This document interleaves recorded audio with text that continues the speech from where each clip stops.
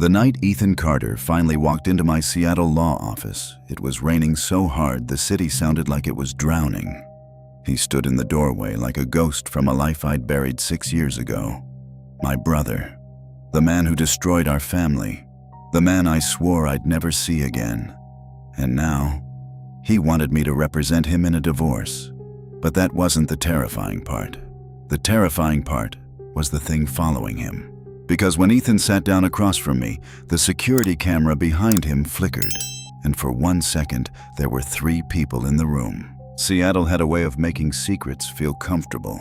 The rain blurred everything, faces, buildings, mistakes. It made the city feel like a place where people could disappear into themselves without anyone asking questions. That was probably why I became a divorce lawyer. Marcus Carter had built a quiet reputation handling high-conflict separations across King County. By 38, he had an office overlooking Elliott Bay, a steady stream of clients, and a career built almost entirely on the private collapse of other people's marriages.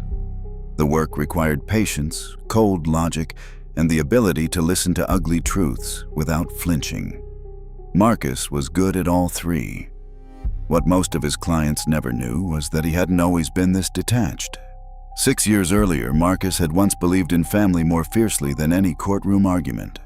Back then, his younger brother Ethan had still been part of his life. Ethan Carter had always been the opposite of Marcus in almost every possible way. Marcus planned. Ethan improvised. Marcus built stability. Ethan chased excitement. And somehow, despite their differences, the 2 brothers had once been inseparable. They grew up in a modest house in Tacoma, the sons of a quiet mechanic and a mother who believed family loyalty was sacred.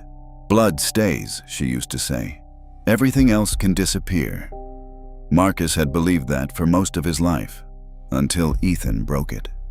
6 years ago, Ethan had married a woman named Claire Donnelly.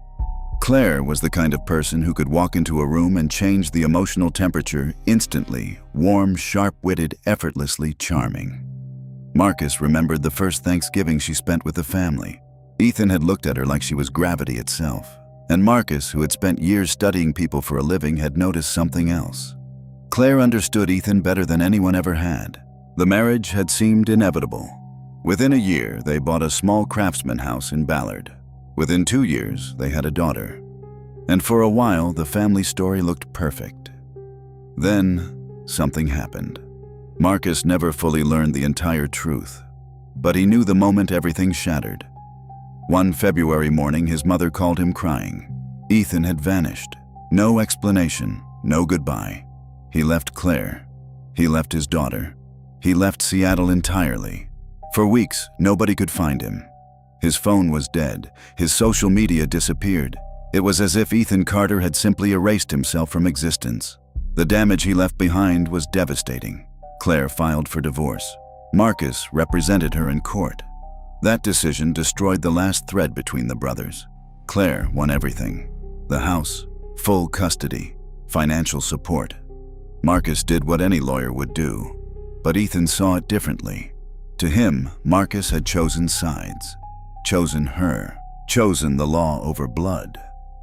The last message Ethan ever sent him came 3 months after the divorce ruling. Just 6 words. "You're not my brother anymore." After that silence, 6 years passed. Marcus built his career. Claire rebuilt her life. Ethan became a ghost story nobody talked about. Until the night he walked back into Marcus's office. It was late October. Seattle rain hammered the windows like someone knocking from outside. Marcus had been finishing paperwork for a corporate divorce case when the lobby camera alert flashed on his computer screen. A figure stood outside the office door. Soaked. Motionless. Marcus almost ignored it. Most clients scheduled appointments weeks in advance, but something about the way the man stood there completely still under the security light made Marcus pause. He clicked the camera feed. The image sharpened, and for a moment, Marcus forgot how to breathe, because the man staring into the security camera was Ethan, older, thinner, but unmistakably his brother. Marcus hadn't seen him in 6 years. Yet the thing that unsettled him most wasn't Ethan's sudden return. It was Ethan's expression. He didn't look angry. He didn't look ashamed. He looked terrified. Marcus unlocked the door. When Ethan stepped inside, the office lights flickered slightly, something the building occasionally did during heavy storms. But the moment felt strangely wrong, like the room had changed temperature. The brothers stood there silently for several seconds. 6 years of anger and silence sitting between them like a physical object. Ethan finally spoke first. His voice sounded hoarse. "Marcus, I need a lawyer." Marcus folded his arms slowly. "Seattle has thousands." Ethan shook his head. "It has to be you." Marcus studied him carefully. Divorce cases brought people to him at their absolute worst. But the fear in Ethan's eyes was something else entirely. "What kind of case?" Marcus asked. Ethan swallowed. "A divorce." Marcus almost laughed. "After 6 years, you come back for legal advice?" Ethan didn't smile. He simply stared at the floor. "Because if you don't help me," he said quietly, "I don't think I'll survive it." Marcus frowned. "Your marriage?" Ethan looked up. "No." His voice dropped to a whisper. "Whatever she brought home with her." Outside, thunder rolled across Seattle, and in the corner of Marcus's computer monitor, the security camera flickered. For just one frame, it showed Ethan sitting in the waiting chair, Marcus standing across from him, and something else sitting beside Ethan. Something tall, something thin, something the human eye could not quite focus on. Marcus didn't notice it yet, but the camera had already seen it. Marcus Carter had spent 15 years studying the subtle differences between truth and panic. Clients often arrived in his office terrified. Divorce had a way of making people imagine monsters where none existed, affairs that weren't real conspiracies built from jealousy or psychological breakdowns disguised as legal emergencies. But Ethan Carter did not look like a man inventing stories. He looked like someone who hadn't slept in weeks. Water dripped steadily from the hem of Ethan's jacket onto the hardwood floor. The storm outside had soaked him completely, but he didn't seem to notice. Marcus gestured toward the chair across his desk. "Sit." Ethan obeyed. The moment he sat down, Marcus noticed how thin he'd become. Not the kind of thinness that came from exercise or discipline. This was the kind of thin that came from exhaustion, from fear, from living too long with something heavy pressing down on your life. Marcus leaned back in his chair. "So," he said carefully, "you disappear for 6 years, and now you need a divorce lawyer." Ethan nodded. Marcus tapped a pen against the desk. "Let's start simple. Who's the wife?" Ethan hesitated. "Her name is Lena." Marcus waited for more. None came. He sighed. "Last name, Graves." Marcus typed it into his computer out of habit, though he doubted the name would matter. "Where did you meet her?" Ethan rubbed his face slowly. "Portland. About 4 years ago." Marcus raised an eyebrow. "You moved to Oregon, I moved everywhere." The answer sounded like a confession rather than an explanation. Marcus kept typing. "Marriage date, 2 years. Children, number, property together." Ethan shook his head. "No house, no bank accounts, nothing shared." Marcus paused. "Then why do you need a lawyer? This should be straightforward." Ethan stared at the desk. "It's not." Marcus leaned forward slightly. "Explain." Ethan remained silent for a long moment. Then he asked something strange. "Do you remember when we were kids, and Mom used to leave the hallway light on at night?" Marcus frowned. "That was 30 years ago. What does that have to do with—" "Because she said darkness makes things easier to hide." Marcus stopped speaking. Ethan finally looked up. His eyes were bloodshot, but there was something else inside them. A deep, exhausted certainty. "I didn't believe her," Ethan said. Marcus exhaled slowly. "Ethan, if this is about some kind of psychological issue with your wife, she's not the problem." "Then what is—" Ethan's voice dropped lower. "The thing that came with her." Marcus stared at him. "Okay," he said slowly. "Let's rewind. You're telling me your wife is being followed?" "No." Ethan shook his head. "It lives in the house." Marcus leaned back again, patience thinning. "Ethan, this is a legal office, not a therapist's clinic." Ethan nodded. "I know. Then talk to me like a client." For a few seconds, Ethan simply stared at the rain sliding down the office window. Then he began. I met Lena Graves in Portland during a construction job. She was renting a room in the house where I was staying. Marcus blinked. You were doing construction. I bounced between jobs. That tracked with Ethan's history. What kind of household? Ethan gave a humorless smile. Really old. Built in 1913. Marcus typed absent-mindedly. Continue.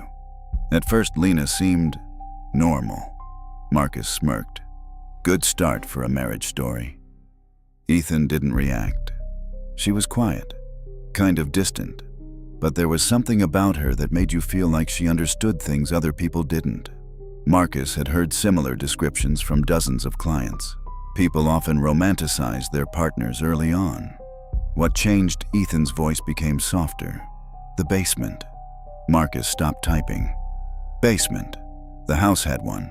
Dirt floor, stone walls. You know the kind. Marcus nodded slowly. Seattle had thousands of houses like that. What about it? Ethan swallowed. She never went down there. So, she told me not to either. Marcus raised an eyebrow. And naturally you listened. Ethan's smile looked tired. For the first 6 months. Marcus leaned forward, and then Ethan exhaled slowly. One night I heard something. What kind of something? Movement? Marcus shrugged. Old houses make noise. Not like this. Ethan's voice dropped almost to a whisper.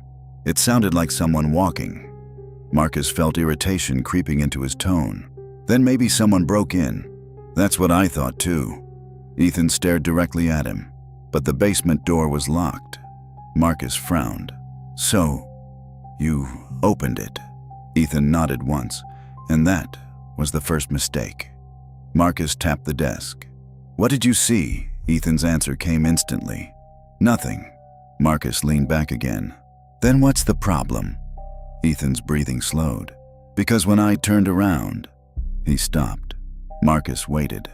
When I turned around, Ethan continued quietly. Lena was standing behind me. Marcus shrugged. Your wife caught you snooping. No. Ethan shook his head slowly. She was smiling. Marcus didn't see the issue. So Ethan's voice became thin. Marcus, Lena never smiles. Marcus sighed. People change expressions. That wasn't her expression. Ethan leaned forward. It was like something inside her was learning how to pretend. Marcus was about to dismiss the comment when Ethan continued. And the worst part. Marcus pinched the bridge of his nose. I'm almost afraid to ask. Ethan whispered, she told me it had been lonely before I moved in. Marcus frowned. Who? Ethan's eyes shifted toward the dark hallway behind Marcus's office. The thing downstairs. Thunder shook the windows. For a moment, neither brother spoke. Marcus finally leaned back in his chair. Ethan. Yes, I'm going to ask you a serious question. Okay. Have you been sleeping? Ethan didn't answer. Marcus sighed. You're describing paranoia. Possibly shared delusion. Ethan nodded slowly. That's what I told myself too. Marcus folded his arms. Until Ethan reached into his coat pocket. He pulled out a phone. The screen was cracked. Until I started recording. Marcus frowned. Ethan slid the phone across the desk. Play the last video. Marcus hesitated. Then he tapped the screen. The video opened instantly. A dim basement filled the frame. Stone walls. Dirt floor. Flashlight shaking slightly. Marcus heard Ethan's voice from the recording. See nothing. The camera turned slowly toward the stairs. Then the light flickered. Marcus leaned closer to the screen. At first he didn't understand what he was seeing. Then his stomach tightened. Because something moved. Not in the basement. Behind the camera. A tall shape stretching across the ceiling. Longer than any human shadow. And as the flashlight tilted upward, Marcus saw the outline of something crouching above the staircase.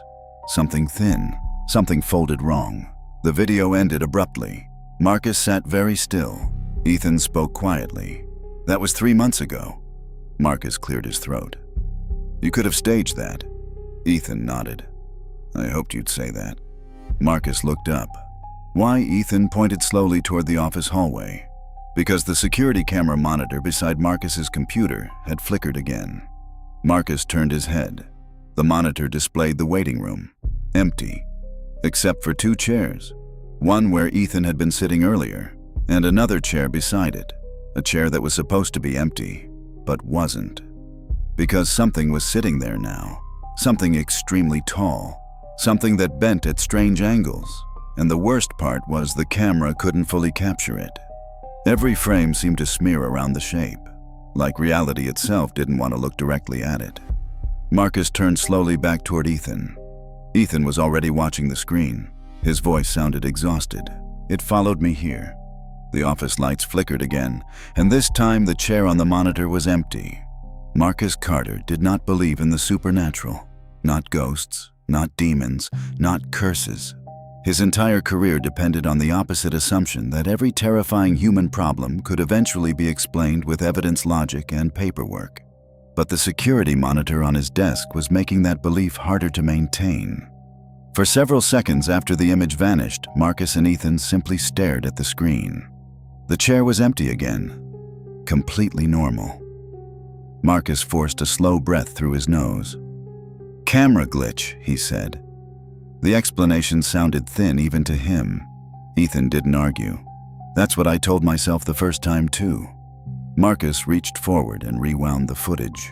The system buffered for a moment before replaying the last 30 seconds of video.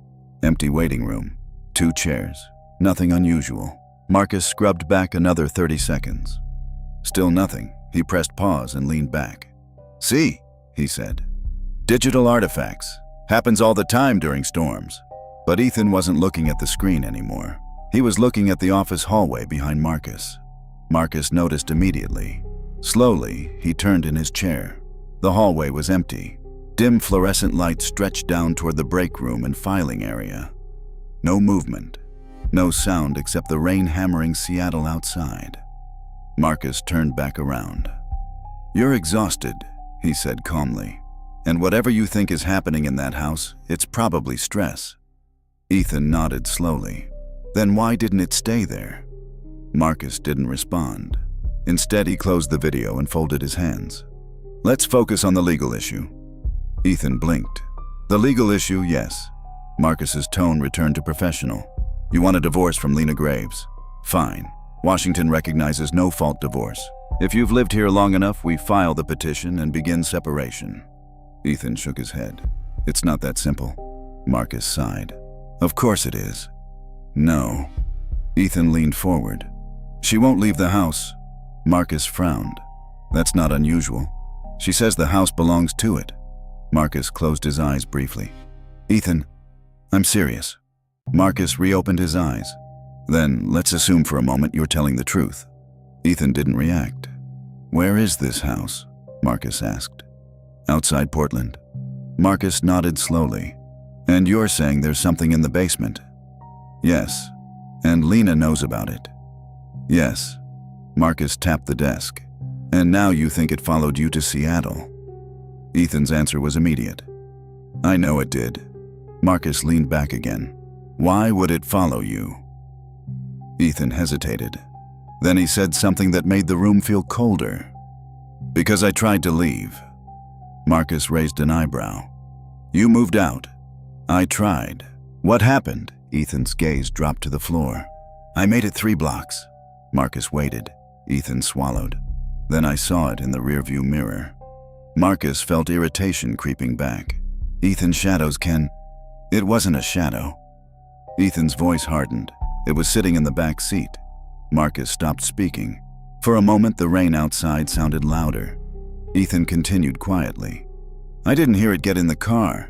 I didn't see it open the door, but it was there." Marcus forced himself to remain calm. "What did it look like?" Ethan shook his head slowly. "That's the problem." Marcus frowned. "You can't describe it, no." Ethan's voice trembled slightly. "Every time I look directly at it, my brain forgets what I saw." Marcus said nothing. Ethan leaned forward. "You know that feeling when you walk past something in your peripheral vision and your mind fills in the blanks?" Marcus nodded cautiously. "That's what it does." Ethan's hands gripped the edge of the desk. You never see it clearly, but you always know it's there. Marcus opened his mouth to respond. Then something creaked. Both men froze. The sound came from the hallway. Marcus turned slowly in his chair again. The hallway light flickered once, then steadied. Nothing moved. Marcus stood up. It's an old building, he said. Ethan didn't reply. Marcus walked to the doorway and leaned into the hall. Hello, silence. The building was empty. Most law offices downtown had closed hours ago. Marcus stepped into the hallway. The fluorescent lights hummed quietly overhead. To the left, the break room. To the right, the filing area. Everything looked normal. Marcus turned back toward the office. Ethan was still seated at the desk, but he wasn't looking at Marcus. He was staring at the ceiling. Marcus followed his gaze. At first, he didn't understand what he was seeing. Then his stomach tightened, because there were wet footprints on the ceiling. Not small ones, long ones, thin, like fingers pressed into wet paint.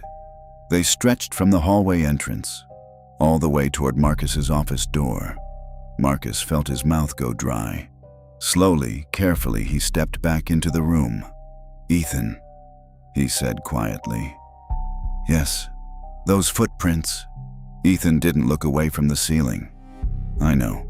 Marcus forced himself to stay calm. Did you see those before now? Marcus swallowed. When did they appear? Ethan finally looked down at him. His voice sounded hollow. Probably when it crawled in.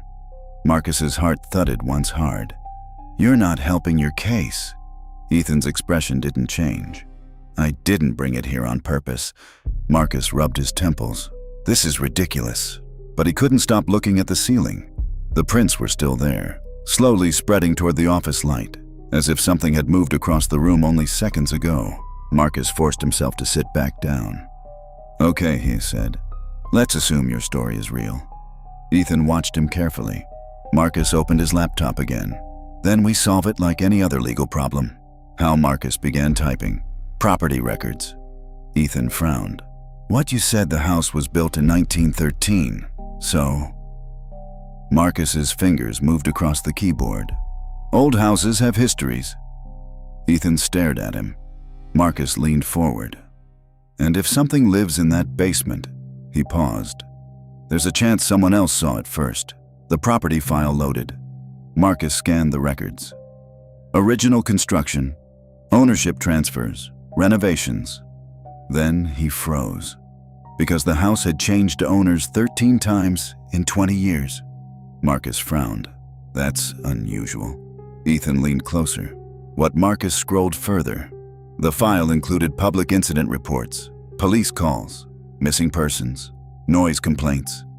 Marcus's stomach tightened as he read the notes. Ethan. What Marcus turned the laptop toward him. There's a reason nobody keeps that house. Ethan read the screen. His face slowly lost color. Marcus spoke quietly. 4 owners disappeared. Ethan whispered, I know. Marcus blinked. You knew. Ethan nodded. That's why Lena bought it. Marcus stared at him. What? Ethan leaned back in the chair. His voice sounded exhausted. She said it was the only place where it wouldn't be lonely. Marcus felt the room grow colder again. Outside, thunder cracked across Seattle, and above them, one more wet handprint appeared on the ceiling, directly above Marcus's chair. Neither man noticed it yet, but something had begun moving again.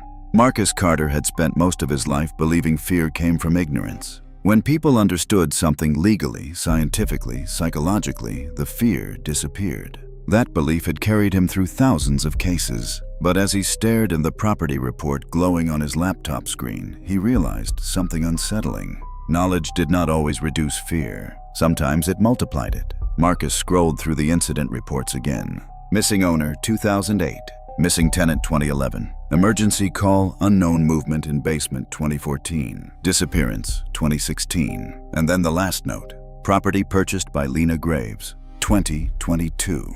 Marcus leaned back slowly. Your wife knew, he said. Ethan didn't deny it. She researched the house before buying it. Marcus looked at him sharply. And she still moved in. Ethan nodded. She said the house was misunderstood. Marcus let out a breath. People say that about haunted hotels too. Ethan didn't smile. She said it wasn't haunted. Marcus closed the laptop. Then what did she call it? Ethan hesitated. Then he answered, a home. For a few seconds, neither brother spoke. The rain outside intensified, rattling the windows like gravel. Marcus finally stood up. I need to check something. Ethan's eyes followed him. What? Marcus pointed toward the hallway. The ceiling. Ethan didn't argue. Marcus stepped into the hall again. The wet prints were still there, but now they had changed. There were more of them. Marcus felt a slow chill crawl along his spine. The marks stretched farther down the corridor, now spreading across the ceiling like something had crawled through the building, searching for space. Long, thin, wrong. Each print looked vaguely hand-shaped, but with too many joints. Ethan stepped into the hallway behind him. It's moving, Ethan whispered. Marcus forced himself to stay rational. Water damage, he said automatically. Ethan didn't respond. Marcus tilted his head upward again. The pattern of the prints was becoming clearer. They weren't random. They formed a path. From the office entrance, toward the far end of the hallway, toward the storage room. Marcus frowned. What's in there? Files, he said aloud. Ethan shook his head. Number. Marcus turned. What do you mean, no? Ethan pointed slowly. The thing downstairs. It likes small spaces. Marcus's patience snapped slightly. You're telling me an invisible creature is crawling through my ceiling looking for a storage closet? Ethan didn't answer, because at that exact moment, the storage room door creaked, just slightly. Marcus and Ethan both turned. The door moved another inch, slow, careful, like something inside was trying not to make noise. Marcus stepped forward. Probably pressure from the storm. Ethan grabbed his arm. Don't! Marcus pulled away. I'm not letting my office turn into a horror movie. He walked down the hallway. Each step sounded too loud. The door opened another inch. The room inside was dark. Marcus reached for the light switch beside the frame. Click! The fluorescent bulb flickered, then turned on. The storage room was small, barely large enough for shelves stacked with legal boxes and archived case files. Nothing unusual. Marcus exhaled. See? Ethan stepped closer behind him. Marcus walked inside. Rows of file boxes, dust, old paperwork. The room smelled faintly of damp cardboard. Marcus turned toward the shelves. Just storage. Ethan didn't move. Marcus looked back at him. What? Ethan's face had gone pale. Marcus. What? Ethan pointed slowly upward. Marcus followed his finger and froze, because the ceiling above the shelves had a long rectangular opening, a maintenance crawl space, and something was inside it. Marcus didn't understand what he was seeing at first. The shape was long, folded into itself, too thin for a human body. It was crouched in the darkness like a spider pressed flat against the ceiling. Marcus's brain struggled to process it. The creature's limbs were bent backward at strange angles, and its skin looked pale and stretched like wet paper. Worst of all, its head was tilted upside down. Watching them, Marcus couldn't see its face clearly. The darkness seemed to swallow its features, but he could see the mouth, because it was smiling, not a human smile. A wide, silent curve stretching too far across its head. Marcus felt something inside his chest tighten. His mind refused to fully register the shape. Just like Ethan had said, the more Marcus tried to focus on it, the more his memory blurred. Ethan's voice trembled behind him. That's it. The creature didn't move. It simply watched. Marcus forced himself to speak. What is that? Ethan whispered. It's what Lena calls the guest. Marcus took a slow step backward.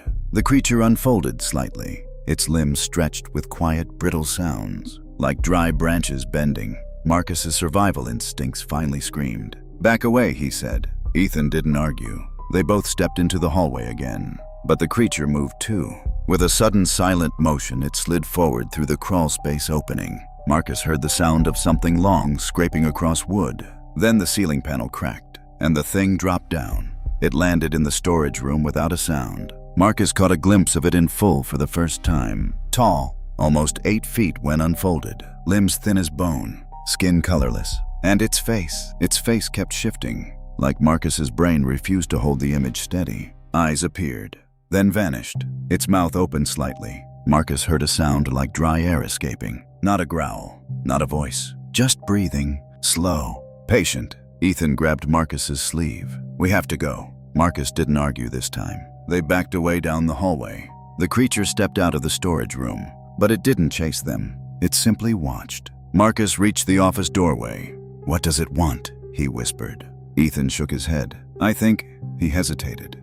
I think it wants you. Marcus stared at him. What? Ethan's voice cracked. Because Lena said it was lonely. The creature tilted its head slightly, and for the first time, it spoke, not with words, but with a sound Marcus somehow understood. A whisper directly inside his mind, soft, patient, curious. Brother. Marcus Carter did not remember running. Later, when he tried to reconstruct the moment in his mind, the memory always fractured in the same place, right after the creature whispered inside his head. Brother. The word didn't sound like a voice. It sounded like a thought that didn't belong to him. Something ancient and curious testing a language it barely understood.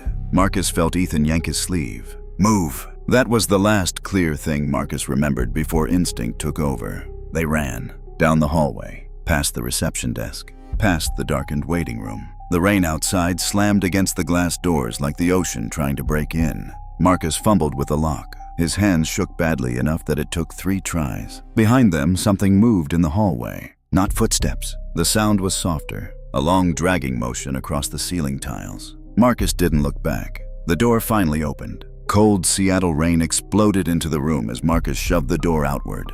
Go, Ethan shouted. They stumbled onto the wet sidewalk. Marcus slammed the door behind them. For several seconds, neither man spoke. The street was empty. Only rain, only distant traffic. Marcus bent forward with his hands on his knees, trying to slow his breathing. What? He swallowed. What the hell was that? Ethan didn't answer immediately. He was staring at the building. At the second-floor windows where Marcus's office lights glowed faintly through the rain. Did it follow us? Marcus asked. Ethan shook his head slowly. Number. Marcus wiped rain from his face. How do you know? Ethan's voice sounded strangely calm now. Because it doesn't chase. Marcus looked up. Then what does it do? Ethan hesitated. Then he said something that made Marcus's stomach tighten again. It waits. Thunder rolled across the Seattle skyline. Marcus turned toward the office building. The windows were still lit. Everything looked normal, almost peaceful. Marcus felt the adrenaline slowly draining out of his body. His rational brain was trying desperately to rebuild the world he understood. You saw that too, Marcus said quietly. Ethan nodded.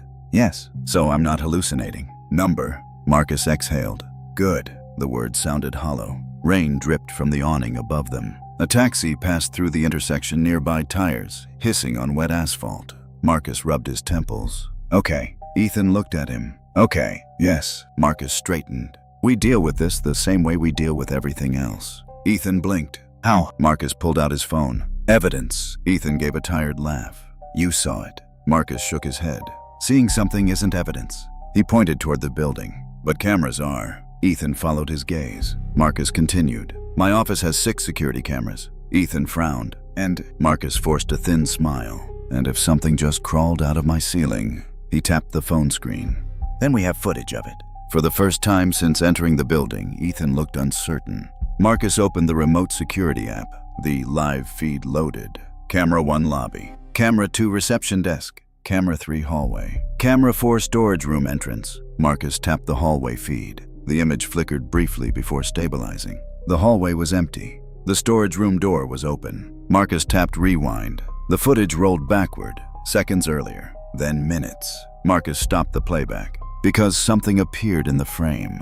Not the creature. Just Ethan and Marcus backing slowly down the hallway. Marcus felt his chest tighten. That's us, he said. Ethan leaned closer. The footage continued. Marcus and Ethan retreating. The storage room door open. Empty darkness inside. Marcus frowned. Wait. He scrubbed backward again. To the moment just before they left the room. The storage room was still open. But something was wrong. Marcus leaned closer to the screen. Because the camera wasn't showing the creature. Not at all. There was nothing in the doorway. No movement. No tall shape. No pale limbs. Just Marcus and Ethan staring into an empty room. Marcus's stomach dropped. That's impossible. Ethan stared at the screen. Where is it? Marcus rewound further. The crawl space opening. Still empty. Marcus's voice sounded thin. The camera didn't record it. Ethan whispered. It never does. Marcus slowly lowered the phone. Rain continued pouring across the sidewalk. Neither brother spoke for several seconds. Then Marcus noticed something else. The live feed had switched automatically back to the lobby camera. Marcus frowned. Because someone was sitting in the waiting room. Someone tall. Something thin. Something bent at impossible angles. The shape sat perfectly still in the chair where Ethan had been earlier. But again, the camera couldn't focus on it. The image smeared around the shape like static. Marcus slowly turned the phone toward Ethan. Ethan stared at the screen. His voice barely came out. It followed us. Marcus shook his head. Number. Ethan looked up. Marcus swallowed. It never left. They both turned slowly toward the building, up toward the second-floor windows. The office lights flickered once, then went dark. The security app disconnected. Marcus's phone screen went black. For several seconds, the brothers stood silently in the rain. Then Ethan whispered something that made Marcus's skin crawl. "I think it likes you." Marcus frowned. "Why?" Ethan's answer came quietly. "Because it called you brother." The rain kept falling, and somewhere above them, in the dark office they had just fled, something moved across the ceiling again. Slow, patient, waiting. For a long moment, Marcus Carter simply stood there in the rain, staring up at the dark windows of his office. Seattle traffic hummed somewhere in the distance, but the building behind him felt wrong now. Empty, watching. Marcus looked back down at his phone. The security app had completely crashed. The screen stayed black, reflecting only the streetlights and the rain running down his hands. Ethan spoke quietly beside him. "You saw it?" Marcus nodded. "Yes." "And the camera didn't." Marcus swallowed. "Number." The realization settled into his chest like cold water. The thing upstairs had appeared clearly to them, but not to the cameras, not to the recording. Marcus slowly looked back at Ethan. "Why?" Ethan's expression was exhausted. "Because it doesn't exist the way we do." Marcus let out a humorless laugh. "That's a comforting thought." Ethan didn't respond. Marcus ran a hand through his wet hair, trying to rebuild his thoughts into something logical, something he could control. "Okay," Marcus said. "Let's think this through." Ethan waited. Marcus gestured toward the building. "You said this thing lived in your house." "Yes." "And you think it followed you?" "Yes." Marcus shook his head. "But it didn't attack you." Ethan hesitated. "Number." Marcus pointed toward the office windows again. "And now it's inside my building." Ethan nodded. "Yes." Marcus stared at him carefully. "Why?" Ethan didn't answer. Marcus continued. "Why didn't it stay in the house?" Ethan's eyes dropped to the wet pavement. Marcus felt something uneasy shift in his mind. A quiet thought forming. "What exactly did Lena say about it?" Marcus asked slowly. Ethan's voice came out thin. "She said it was lonely." Marcus frowned. "That's not an explanation." Ethan swallowed. "She said it needed someone." Marcus froze. The memory of the whisper returned suddenly. "Brother?" Marcus looked at Ethan again. "You told me Lena researched that house." "Yes." "Why?" Ethan hesitated longer this time. Marcus felt the answer approaching before Ethan spoke. "She believed it was connected to the land," Ethan said quietly. Marcus frowned. "Connected how?" Ethan finally met his eyes. "She said the thing in the basement had been there long before the house." Marcus didn't move, and Ethan's voice dropped. "She said it only stays where someone invites it." Marcus felt a cold ripple move through his chest. "Invites it?" Ethan nodded. Marcus shook his head slowly. "Number." Ethan didn't argue. Marcus continued thinking out loud. "You lived in that house for 2 years." "Yes." "And it never left." "Number." Marcus pointed at the building behind them. "But tonight it came to Seattle."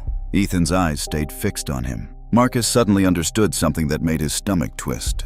"You said Lena believed it needed someone." "Yes." Marcus whispered. "A brother." Ethan didn't answer. The rain kept falling between them. Marcus felt the pieces sliding together in his mind. The whisper. The word. Brother. Marcus looked back toward the building again. The office windows were completely dark now. And suddenly he remembered something small. Something he hadn't thought about in years. A childhood memory. Marcus spoke slowly. "Do you remember when Dad renovated the Tacoma house?" Ethan frowned. "Why?" Marcus ignored the question. "The old crawl space in the basement." Ethan's expression shifted. Marcus continued. "Mom hated that space. Said it felt wrong." Ethan's breathing slowed. Marcus's voice dropped. "But Dad said something strange when he opened it." Ethan whispered. "Marcus." Marcus looked directly at him. "He said the previous owners had sealed it off." Ethan's face had gone pale. Marcus finished the thought. "Because they thought something lived there." Silence hung between them. The rain suddenly felt colder. Ethan's voice trembled. "You think this started in Tacoma?" Marcus shook his head slowly. "I think." He swallowed. "It never left our family." Ethan took a step back. "That's impossible." Marcus wasn't sure anymore. The whisper replayed in his mind again. "Brother, not stranger, not human. Brother." Marcus's phone vibrated suddenly in his hand. Both men jumped. Marcus looked down. The security app had reopened. Live camera feed. Lobby. Marcus felt his pulse spike. Because the chair was no longer empty. The tall shape still sat there. but now it was closer to the camera. Its limbs folded awkwardly across the seat, its head tilted sideways. Watching, Marcus turned the phone toward Ethan. Ethan stared at the screen. "Why is it still there?" Ethan whispered. Marcus didn't answer. Because something else had appeared in the frame. Another figure walking into the lobby. Marcus frowned. "That's impossible." Ethan leaned closer. The camera showed a man entering through the office hallway door. The man walked slowly toward the waiting area. Toward the creature. Marcus felt his heart stop, because the man on the camera looked exactly like Marcus. Same suit, same posture, same face. Ethan whispered, "Marcus." Marcus's voice came out hoarse. "That's not me." The figure on the camera sat down in the chair across from the creature. The two shapes faced each other. Then the creature leaned forward, and the camera screen went black. Marcus stared at the phone. Rain continued pouring around them. For several seconds, neither brother moved. Then Ethan whispered something that made Marcus feel the ground shift beneath him. "Marcus." Marcus didn't look up. Ethan's voice shook. "And if that's you in the office?" Marcus slowly raised his head. "Then who's standing here with me?" The streetlight flickered once above them, and in the reflection of the dark office window, Marcus finally noticed something standing behind Ethan. Tall, thin, patient, and smiling, waiting for the second brother to notice it.